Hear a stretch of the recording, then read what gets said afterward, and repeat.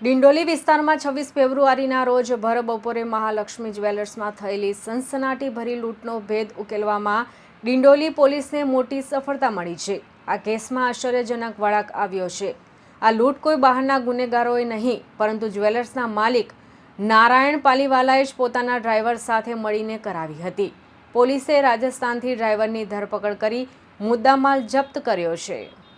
26 ફેબ્રુઆરી 2026ના રોજ ડિંડોલી કરાડવા રોડ પર આવેલી શ્રીરાજ રેસિડેન્સીમાં સ્થિત મહાલક્ષ્મી જ્વેલર્સમાં બપોરના સમયે એક અજાણ્યો બુકાનીધારી શખ્સ ઘૂસી આવ્યો હતો। તેણે મેનેજરને ડરાવી ધમકાવી દુકાનમાંથી ચાંદીની 22 મૂર્તિઓ અને સોનાની 24 જોડી બુટ્ટીઓ આશરે 35 ગ્રામ જેની અંદાજે 5,47,000ની કિંમતની મત્તાની લૂંટ ચલાવી ફરાર થઈ ગયો હતો। ઘટનાની ગંભીરતા જોતા ડિંડોલી પોલીસે સર્વેલન્સ ટીમે તપાસ શરૂ કરી હતી। પોલીસે આસપાસના 70 થી 80 જેટલા સીસીટીવી કેમેરા ચેક કર્યા હતા। ટેકનિકલ સર્વેલન્સ અને બાતમીદારોની મદદથી પોલીસને ચોક્કસ માહિતી મળી હતી કે લૂંટ કરનાર શખ્સ જ્વેલર્સના માલિકનો ડ્રાઈવર જીતેન્દ્ર ઉર્ફે કિશોર ડાંગી છે, જે લૂંટ બાદ મુદ્દામાલ સાથે રાજસ્થાન ભાગી ગયો છે। મળતી માહિતીના આધારે પોલીસની એક ટીમ તાત્કાલિક રાજસ્થાન રવાના થઈ હતી।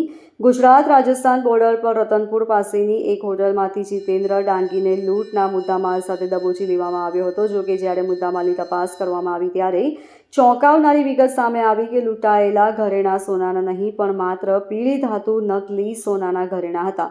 પકડાયેલ ડ્રાઈવરની પૂછપરછમાં માલિક નારાયણ પાનીવાલના કરતૂસનો પર્દાફાશ થયો હતો। પૂછપરછમાં સામે આવ્યું કે જ્વેલર્સના માલિક નારાયણ પર લેણદારોનું મોટું દેવું હતું।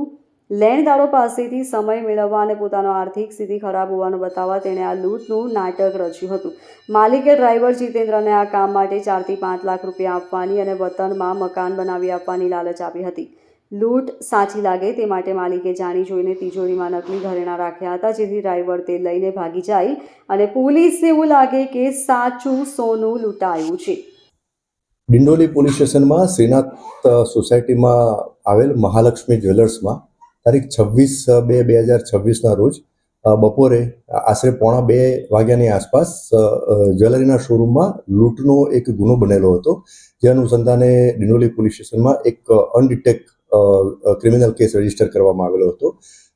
આ જે બનાવની વિગત એવી છે કે આ ગુનાના ફરિયાદી એ મહાલક્ષ્મી જ્વેલર્સમાં સેલ્સમેન તરીકે લગભગ છેલ્લા 2.5 વર્ષથી ત્યાં નોકરી કરતા હતા અને એમના જે માલિક જે છે જેનું નામ છે નારાયણ શંકર પાલીવાલ, એ છેલ્લા 15-20 દિવસથી એમના વતન રાજસ્થાન ખાતે ગયેલા હતા અને બપોરના સમયે આ સેલ્સમેન એટલે કે આ ફરિયાદી શ્રી મહાલક્ષ્મી જ્વેલર્સમાં હાજર હતા। તે દરમિયાન આશરે બપોરના 1:45 વાગ્યાની આસપાસ એક કાળા કલરના કપડાં અને મોઢું કવર કરી એટલે કે માસ્ક પહેરી અને એક ઈસમ આવ્યો અને ત્યાં એક ધારદાર સળિયા જેવું એક હથિયાર બતાવ્યું અને એને ધાક ધમકી આપી અને આ જે મહાલક્ષ્મી જ્વેલર્સના જે ડિસ્પ્લેમાં પડેલા જે ચાંદીની મૂર્તિઓ હતો એ પૈકી ચાંદીની મૂર્તિ 22 અને એની પાછળના ભાગે એટલે આ શોરૂમના પાછળના ભાગે એક લોકર હતું।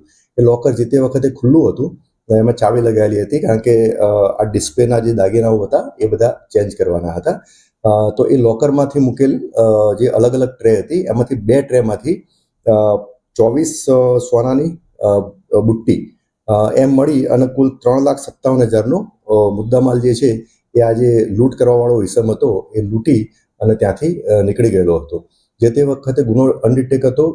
ખરા બપોરે એટલે બપોરના સમયે આ બનાવ બનેલો હતો। ભર બજારમાં આ બનાવ બનેલો હતો એટલે ગુનાની ગંભીરતા લઈ અને સુરત ક્રાઇમ બ્રાન્ચની ટીમ અને ડિંડોલી પોલીસ સ્ટેશનની સ્થાનિક પોલીસ સ્ટેશનની ટીમ એકબીજાના સંકલનમાં રહી અને ગુનો ડિટેક્ટ કરવા, આરોપી શોધી કાઢવા અને મુદ્દામાલ રિકવર કરવા માટે અલગ અલગ ટીમો બનાવી અને એમને કામ સોંપણી કરવામાં આવેલી હતી।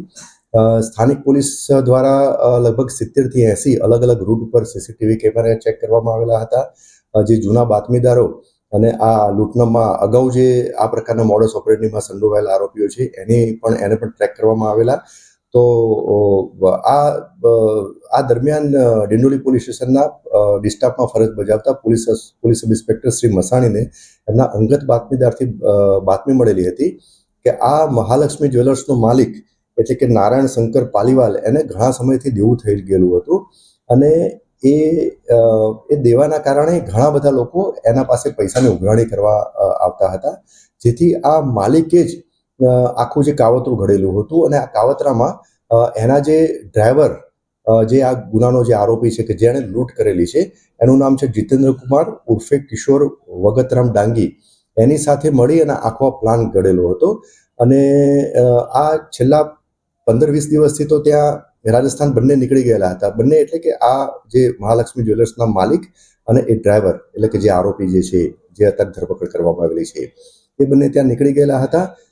માલિકે ડ્રાઈવરને તમામ વસ્તુથી અવગત કરાયેલા હતા અને એને મોબાઈલમાં જે મહાલક્ષ્મી જ્વેલર્સમાં જે સીસીટીવી કેમેરા લગાયેલા છે એનાથી આખું એને ગાઈડ કરવામાં આવેલું હતું કે ભાઈ કઈ વસ્તુ ક્યાં મૂકવામાં આવેલી છે, કઈ રીતે ત્યારે જવું, એ રીતનો આખો પ્લાન કરી અને એનો પ્રોપર બ્રીફ કરી અને આને લૂંટ કરવા માટે મોકલેલો હતો. તો આ સ્પેસિફિક બાતમી મળેલી હતી કે આ માલિક અને જે લૂંટ કરવા આવેલો હતો જીતેન્દ્ર કુમાર વગતરામ ડાંગી એ બંને રાજસ્થાનમાં એક જગ્યાએ સ્પેસિફિક બીછીવાડાની આસપાસ કોઈ હોટલમાં રોકાયેલા છે. તો આ બાતમી આધારે અહીંથી સ્થાનિક પોલીસ સ્ટેશનની ડિસ્ટાફની ટીમ ત્યાં રવાના થયેલી હતી અને બાતમીદારના સતત સંપર્કમાં લઈ અને એક્ઝેક્ટ લોકેશન મેળવેલું હતું કે કયા હોટલમાં ત્યાં રોકાયેલા છે.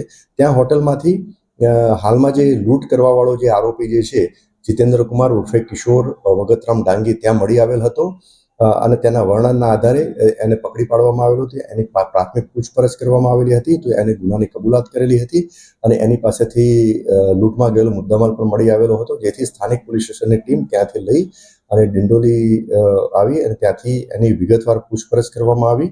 વિગતવાર પૂછપરછમાં એણે એવું કબૂલ કર્યું કે એ અને એના માલિક બંને ભેગા મળી અને એકબીજાના મેળાપીપણામાં આ ગુનાને અંજામ આપેલો છે અને ગુનાહિત કાવતરું ઘડેલું છે, જેના ભાગરૂપે જ આ લૂંટનો ગુનો એને કરેલો હતો.